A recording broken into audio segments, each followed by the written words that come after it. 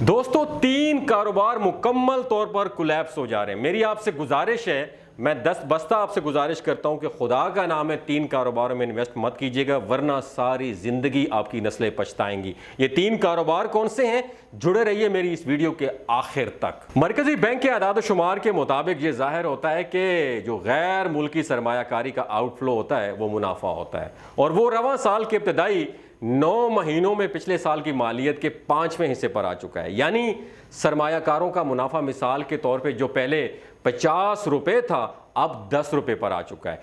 इस कदर मुआशी बहरान का शिकार हो चुका है मेरे मुल्क पाकिस्तान। रवां साल 3 तरह के कारोबार करने वाले या सरमायाकारी करने वाले डूब जाएंगे या डूब चुके हैं, बाकी सारे कारोबार ऑलमोस्ट नॉर्मल रहेंगे। ये स्टेट बैंक की एक रिपोर्ट है। स्टेट बैंक की रिपोर्ट के मुताबिक सरमायाकार और उससे मुंसलिक कारोबार डूब जाएंगे। अब वो 3 कारोबार कौन से हैं, जुड़े रहिए हमारी इस वीडियो के आखिर तक। सबसे पहले आता है रियल स्टेट फाइल्स।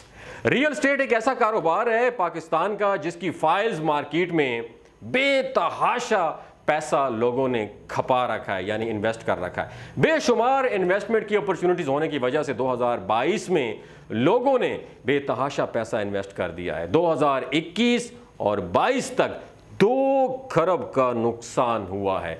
छोटे छोटे सरमायाकारों के पैसे मिला के, क्योंकि बहुत ज़्यादा महंगाई कर दी है हुकूमत ने। जो सोसाइटी के मालिकान हैं वो बहुत पावरफुल होते हैं, उनके माफिया होते हैं, पार्लियामेंट में उनके कनेक्शन होते हैं। कंस्ट्रक्शन मटेरियल महंगा होने की वजह से वो फ्रॉड कर जाते हैं, वो लोगों को बेवकूफ़ बनाते हैं। डीलर्स की फ्रॉड की वजह से और डीलर की बेहिसी की वजह से रियल स्टेट फाइल्स पाकिस्तान में डूब जाएगा। और एक तरह से ये बहुत अच्छा है। क्यों अच्छा है? क्योंकि रियल स्टेट फाइल्स ने पाकिस्तान की तरक्की को और पाकिस्तान की सरमायाकारी को बहुत बुरी तरह मुतासिर किया है, ख़ास तौर पर ओवरसीज़ पाकिस्तानियों को। पाकिस्तान का जो मज़दूर तबका है, जब वो बैरून मुल्क जाते हैं जॉब के लिए तो उनकी सोच यही होती है कि वो पैसा कमाएंगे और किसी अच्छी सोसाइटी में इंस्टॉलमेंट पे प्लॉट ले लेंगे और इंस्टॉलमेंट पे करते रहेंगे और प्लॉट हासिल कर लेंगे। लेकिन वो ये भूल जाते हैं कि ये पाकिस्तान है। और स्टेट बैंक में भी इस पर सख्त रिपोर्ट दी है, क्योंकि इसमें बहुत हद तक कमी आई है। पिछले 2 सालों से मार्केट में जो रियल स्टेट का कारोबार चल रहा था वो ऑलमोस्ट ठप होके रह गया है। दोस्तों, दूसरा कारोबार जो डूब जाएगा, डूब रहा है या डूब चुका है, वो है टेक्सटाइल बिजनेस का, जिसकी वजह से पाकिस्तान में 50 लाख लोग बेरोजगार हुए हैं डॉलर्स की शॉर्टेज की वजह से और पाकिस्तान की हुकूमत की बनाई हुई पॉलिसियों की वजह से। और पाकिस्तान में जो खाम माल के ट्रक आए हैं बाहर से, वो उन पर जो एलसीज बंद की हुई हैं उनकी वजह से। टेक्सटाइल बिजनेस में जितना लोगों ने पैसा लगाया है वो सबसे बड़ा सरमायाकार है पाकिस्तान का। वो टेक्सटाइल बिजनेस को पाकिस्तान का बैक बोन भी कहा जाता है। पाकिस्तान के अंदर टेक्सटाइल की जीडीपी का तकरीबन 25% टेक्सटाइल से ही आता है, लेकिन उस पर एलसीज लगने की वजह से, एलसीज बंद होने की वजह से पाकिस्तानी हुकूमत ने उसे तबाह बर्बाद करके रख दिया है। इसकी वजह से ये कारोबार भी पाकिस्तान में डूब जाएगा या ऑलमोस्ट डूब चुका है। तीसरा कारोबार याद रखिएगा, वो है कंस्ट्रक्शन का बिजनेस।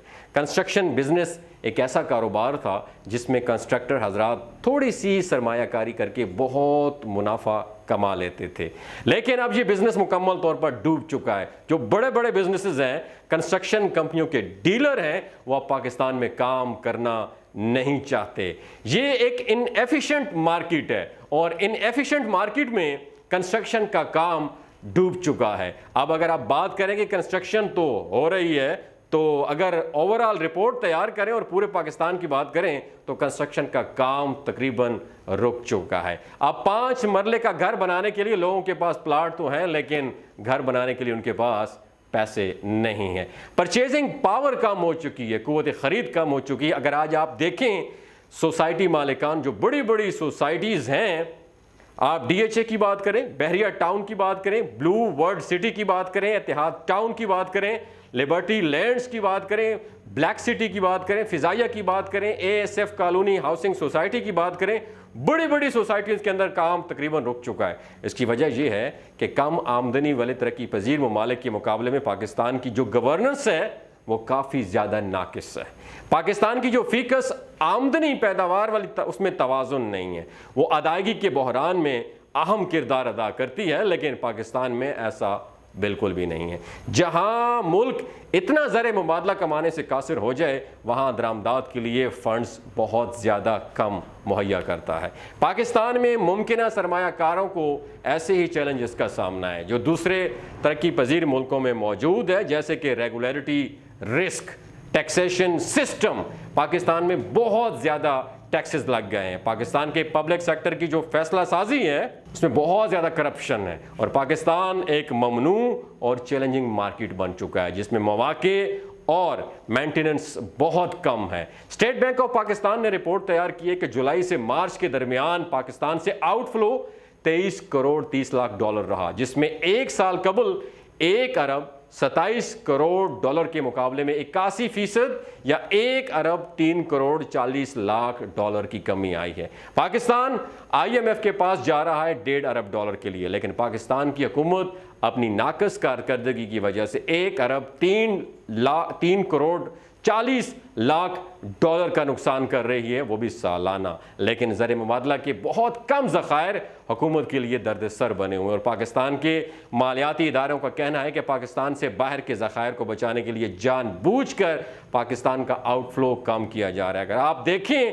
कि पाकिस्तान के खेते में बराह रास्त गैर मुल्की सरमायाकारों की सबसे कम शरह पाकिस्तान की है, और गुज़श्ता 3 बरस से पाकिस्तान में रकम की आमद बहुत कम हो रही है, क्योंकि ओवरसीज़ लोग डॉलर्स में ज़्यादा इन्वेस्टमेंट कर रहे हैं, जो कि माली साल 2019-20 में 2 अरब 60 करोड़ डॉलर और 2022 में 1 अरब 90 करोड़ डॉलर तक कम हुआ। पाकिस्तान में इन कारोबार के जितने भी बिजनेसमैन हैं, उनकी रिपोर्ट से पता चलता है कि आगे जाकर ये कारोबार डूबने वाले हैं।